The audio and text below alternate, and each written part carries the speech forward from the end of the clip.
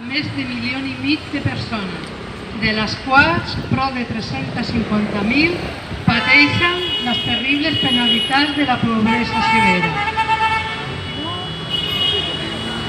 El dret a la renda garantida de ciutadania per a les persones i famílies en situació de pobresa que els asseguri els mínims d'una vida digna segueix sense aplicar-se a la majoria de persones vulnerables i es denega de manera injusta a la gran majoria de persones sol·licitants.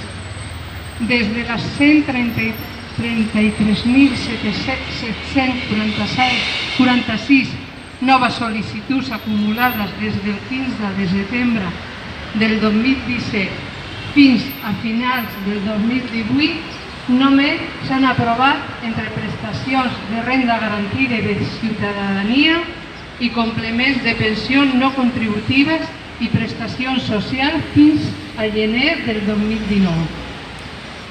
La quantitat de 10.468, aquestes xifres són un escàndol que mostra el greu incompliment de la llei de la renda garantida de la ciutadania, així com la falta i el greu incompliment de la llei de la renda garantida, així com la falta d'humanitat i de sensibilitat social per part de vostè i de les responsables d'aquesta gestió en el Departament de Treball, Afers Socials i especialment de la Direcció General, el tercer sector, les cooperatives i l'autoempresa.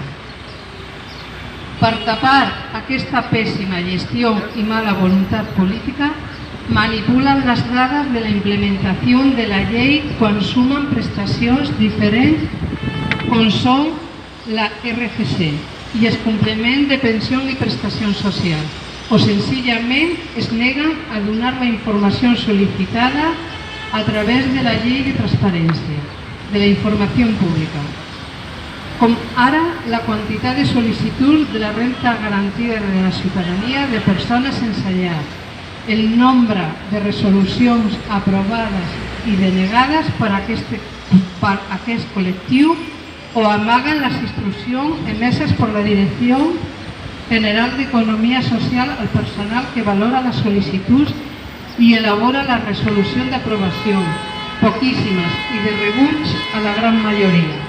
Pido disculpas por mi catalán.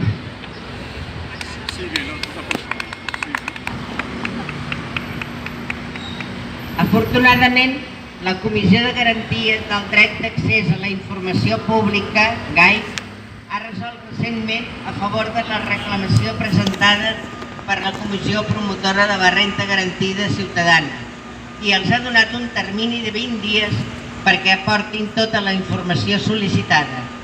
No obstant això, a sol·licituds d'informació presentades el passat 15 de gener i 6 de febrer han elevat el seu grau d'opacitat enviant resolucions desestimatòries. Què amaguen? A què tenen por?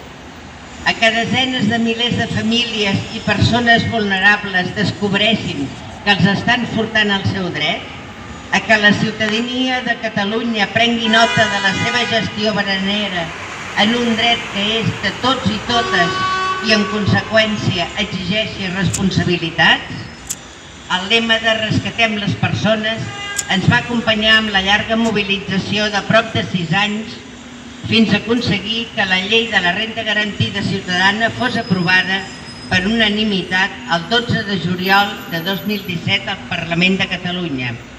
No anem a desistir fins que es compleixi plenament el dret de renda garantida ciutadana i ningú a Catalunya, especialment la infància i les dones, segueixin patint la pobresa. Li demanem que canviï radicalment l'actitud respecte al dret de la renda garantida ciutadana i retorni l'esperança a la ciutadania vulnerable. Compleixi el mandat del Parlament per revisar totes les sol·licituds rebutjades. Compleixi al 100% amb la llei de transparència, cessament als responsables del Departament de Treball i de la Direcció d'Economia Social que incompleixen la llei de renda garantida ciutadana i si no se sent capaç de tot això, dimiteixin. Por supuesto, también lo vamos a enviar a los medios de comunicación. Pero una última información, porque como todos sabéis, mañana es el día de la huelga general de las mujeres, que merecen todo nuestro apoyo, hay que estar con ellas, es una causa de todos y todas, y os decimos que a las 5:30, en lo que es la esquina de Gran Vía con Intenza, habrá una pancarta donde nos situaremos diversos movimientos que nos articulamos en lo que se llama No Más Precariedad, entre ellos también la Comisión Promotora de la Renta Garantizada, e invitamos a todas las compañeras a que estén en esa pancarta, que estará en el primer bloque, que estará solo de mujeres. Luego hay el segundo bloque, que es un bloque mixto, por tanto todos somos los hombres, pues podremos vernos en el segundo bloque, pero a las mujeres, a las compañeras, que sepáis que desplegaremos esa pancarta y que por tanto nos vemos a las 5:30 de mañana por la tarde en Gran Vía con Ente. ¿De acuerdo? Pero hay que nos veamos, ¿eh? Yo luego tendré que ir atrás, pero bueno, al menos la pancarta tiene que aparecer. Y sin más, yo lo que plantearía... El día 11, la manifestación de Madrid. Sí, exactamente. No, puedes... Ven aquí, infórmalo. Venga, compañera, es lo mejor. Me he olvidado el chaleco, perdonad.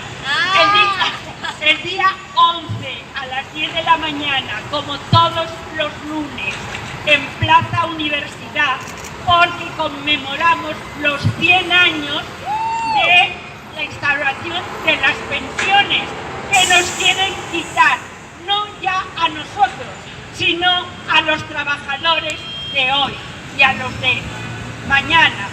Es muy importante que las pensiones sean un derecho en los presupuestos generales del Estado.